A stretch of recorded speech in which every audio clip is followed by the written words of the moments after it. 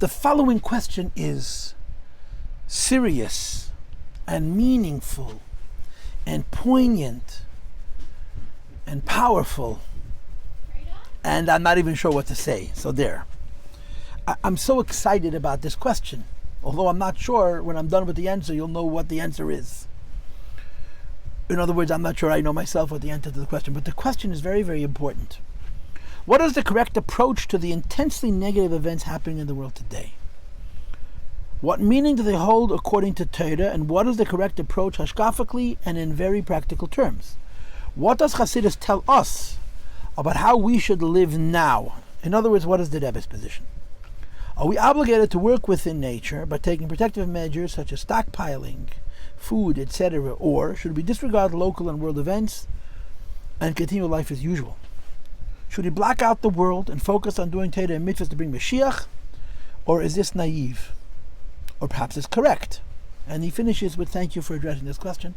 I'm delighted that somebody asked this, although it's quite a challenge to answer this question, and I hope I answered correctly. There's a Gemara Masechta Nida.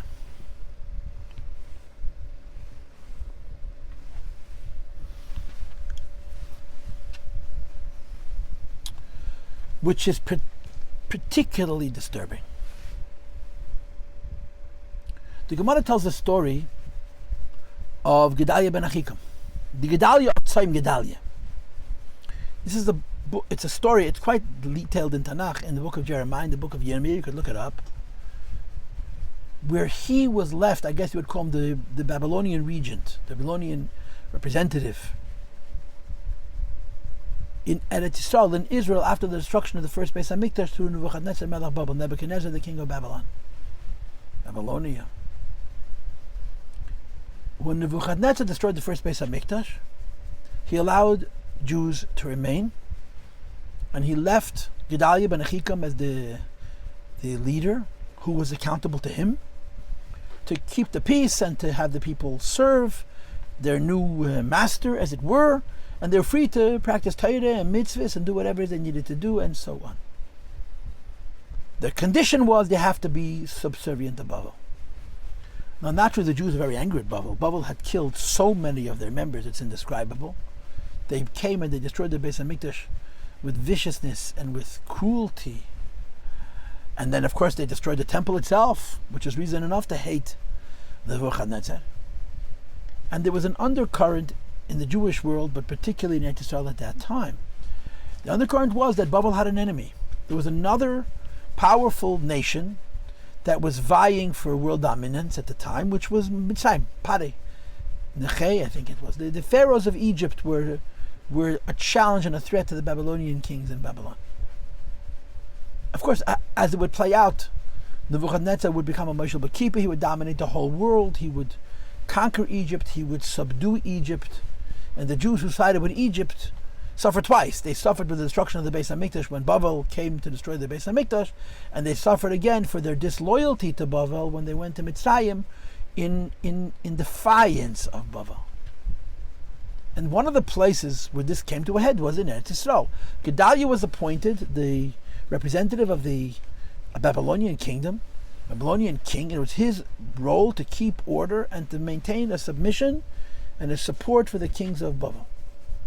And he had one more additional component, that the Navi Jeremiah, the Navi Yirmiyah, had said, you need to be subservient to Babel. You're angry at Babel, you'd rather go and join his enemy because the enemy of my enemy is my friend, but the will of God is that we should accept his judgment, we should accept the destruction of the Beis Hamikdash, the punishment, or whatever you wish to call it, and say subservient to Babel. And Gedalia was loyal to the words of the Navi, and therefore he was loyal to the dominant kingdom at that time, to the royal family of Babel, Nebuchadnezzar. But there were a lot of Jews who were not happy about this. And I don't know how they dealt with the fact that the Navi had spoken, but they wanted to make a revolution. They wanted to disagree, they wanted to go away from what the prophet had instructed, And they wanted to join Mitzrayim, to join Egypt in its rebellion against Bavel, as an act of defiance for all the cruelty and destruction that Babylon had brought to Eretz Yisrael and to the Jewish people and to the Beis Hamikdash. And Gedalia said no. And it became an issue of great contention at that time. And then a coup d'etat was planned. An idea was proposed to murder Gedalia and to force the hand of the Jewish people living in Egypt to become loyal to Mitzrayim. Because if you kill Gedalia, you kill the representative of the Babylonian king, so automatically that alone is an act of rebellion.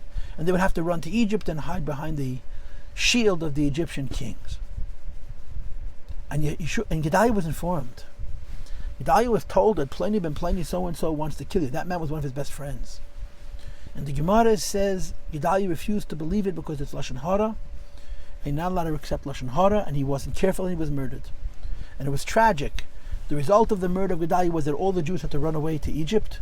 Eretz Yisrael was vacated, and when they would come back years later, the Biruach HaKodesh would be gone. The Spirit of God that had been by the first Beis Hamikdash would not return in the second Beis Hamikdash. It's not going to come back till Mashiach comes.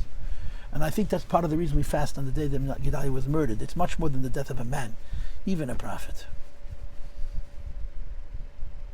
So the Gemara asks the question.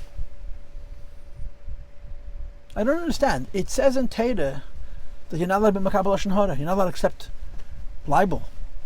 And Gedalia was acting as a religious man. He was very pious. And he knew that someone comes and tells you your friend wants to murder you. It's called lashon hara. You're not allowed to believe it. So if he was doing a mitzvah of not being makabel lashon hara, we know that a person who serves Hashem cannot suffer because of it. How was Gedalia murdered? Gedalia was killed because he refused to accept lashon hara. His refusal to accept lashon hara was a mitzvah. So why didn't Hashem protect him?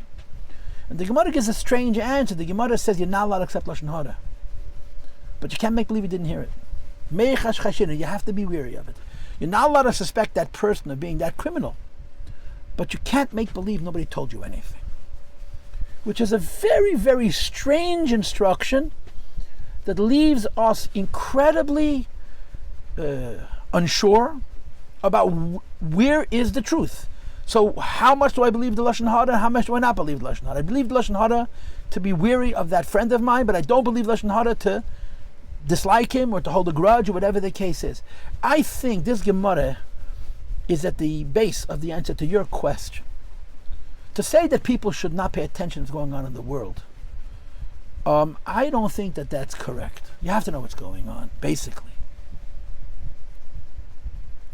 But to be so caught up in it, that everything every pundit says, and all the people come along with their extreme, frightful positions, I think that's excessive. You have to know what's going on. You have to be aware.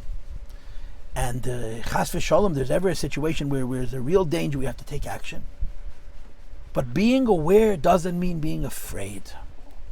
Being aware doesn't mean as the Rebbe used to call it, every olanid of every leaf that moves in the wind is reason for a person to lose his mind and become hysterical and become crazy. We need to be in the middle. You have to pay attention, know what's going on, and you have to not worry unless something becomes real and actionable. And this itself is a hard thing to ascertain and to determine. But I want to say two more things in light of this question. The first thing I want to say in light of this question is that the Rebbe used to say always, who asked you to read the paper? Who said you have to know the news? Especially to a Bachar in Yeshiva. Who says you have to know what's going on in the world? The Rebbe said a person does his job, and Hashem does his. Our job is to learn Torah and the mitzvahs as you described it. Disregard local and world events and continue life as usual. We block out the world and focus on doing Torah and mitzvahs and bringing Mashiach. This is our business. This is what we could do, and this is what we should do.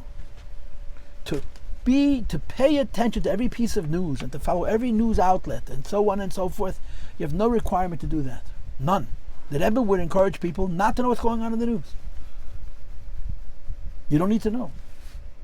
And part of the reason the Rebbe did not want people to read the newspaper because the newspaper is full of dark news. You need to remember a fact. Good news is not newsworthy. Only bad news is. So the very phenomena of reporting and news is a negative bias, a terribly negative bias.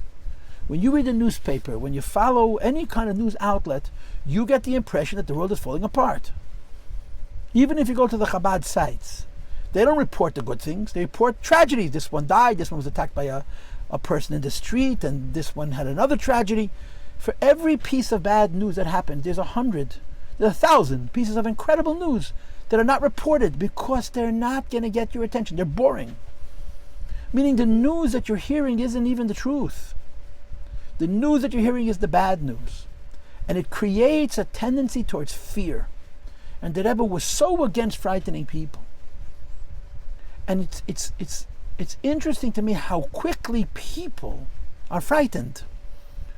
People hear something and it frightens them.